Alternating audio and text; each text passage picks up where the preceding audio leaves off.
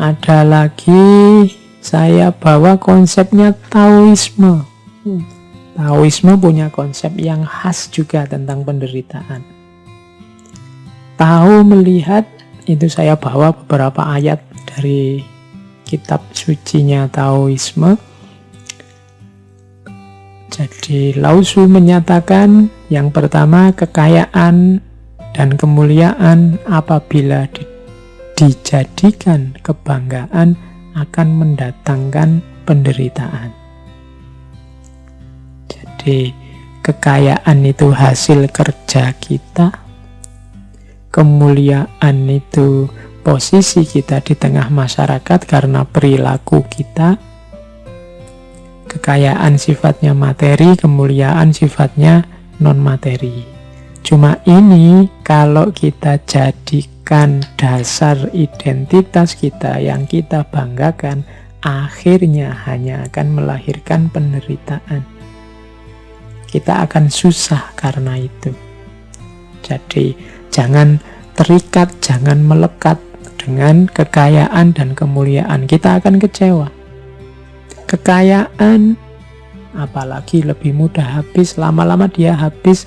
Kalau kebanggaan kita dasarnya kekayaan, pada saatnya kita akan sangat kecewa ketika kekayaan itu habis, atau kekayaan itu mendorong kita ke dalam hal-hal yang tidak kita inginkan.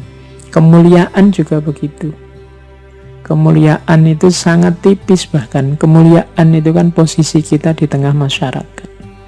Dan masyarakat itu bisa mudah sekali mencabut kemuliaan yang kita sandang dalam persepsi mereka.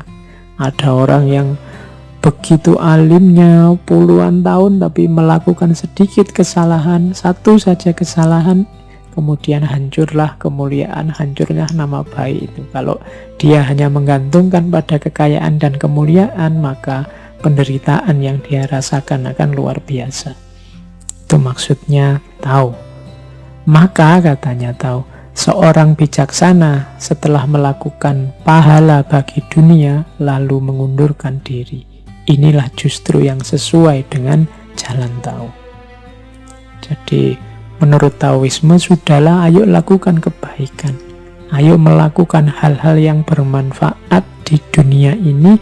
Setelah itu tidak usah menuntut apa-apa, tidak usah membanggakan apa-apa. Inilah jalan tahu dan inilah yang aman. Kalau kita tidak menginginkan apa-apa, ya tidak akan dikecewakan oleh apa-apa. Bagaikan alam yang menciptakan segala benda dan isinya, tetapi tidak menganggap sebagai miliknya.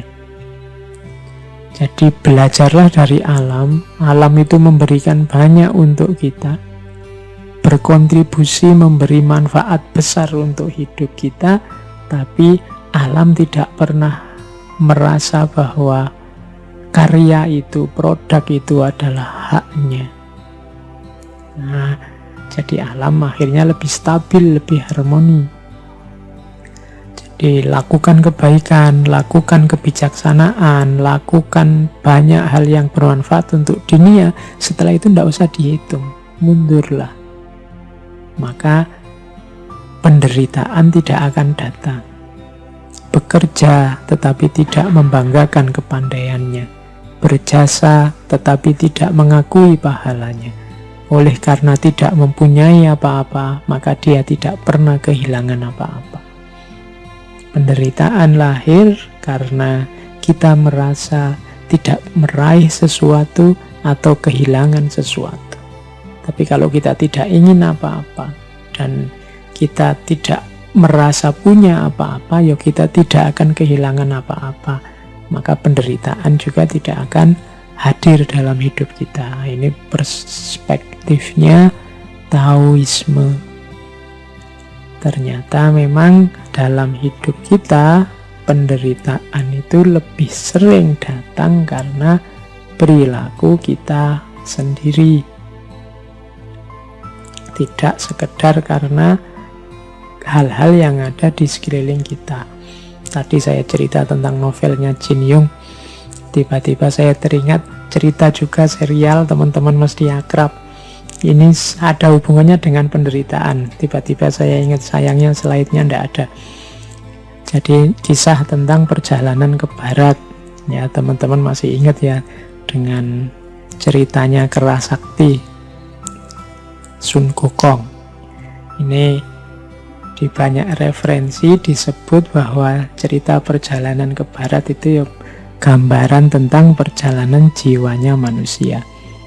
Bagaimana 4 muridnya Biksu Tong ini menggambarkan hambatan-hambatan dalam jiwa manusia yang sering mengganggu, yang sering melahirkan penderitaan.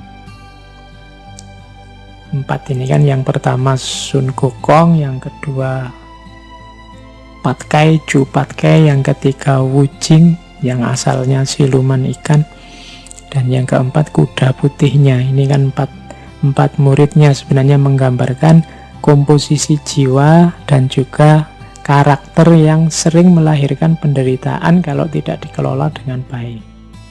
Sun Gokong ini menggambarkan pribadi yang cerdas, terampil, cerdik, tapi sering kebablasan, sering membesarkan dirinya, mengalami superiority complex, merasa bisa mengatasi segalanya. Kadang-kadang tidak panjang pertimbangannya karena dia merasa sudah pintar, sudah cerdik, sudah cerdas. Ini cirinya Sun Gokong, sehingga dia sering kesulitan di sini membanggakan keterampilan dan kecerdikan serta kecerdasannya. Orang yang mengalami seperti ini juga nanti akan banyak mengalami penderitaan. Ya, nanti Sun Gokong kan juga mengalami banyak penderitaan gara-gara ini. Yang kedua Ju Patkai. Kalau Patkai ini simbol pribadi yang fokus pada rasa, perasaan, sehingga dia nyari enaknya sendiri, ingin nyaman, memanjakan hasrat. Akhirnya apa? Dia mendapat banyak penderitaan dari bapernya dia, dari kemalasannya dia, dari rasa ingin enaknya sendiri.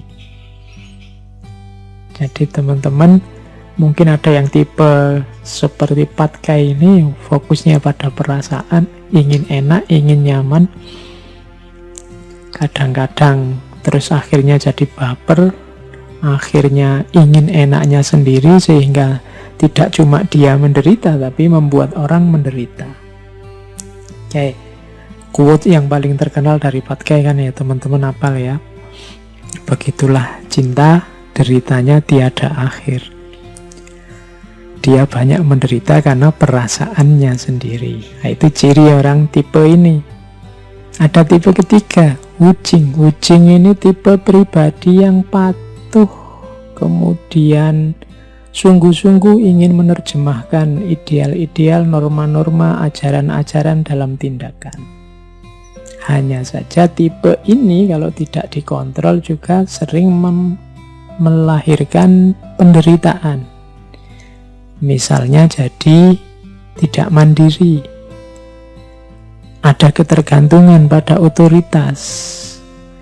Jadi kalau yang lain bilang ke utara yang benar, dia ke utara. Yang lain lagi bilang ke selatan yang benar, dia akan ke selatan.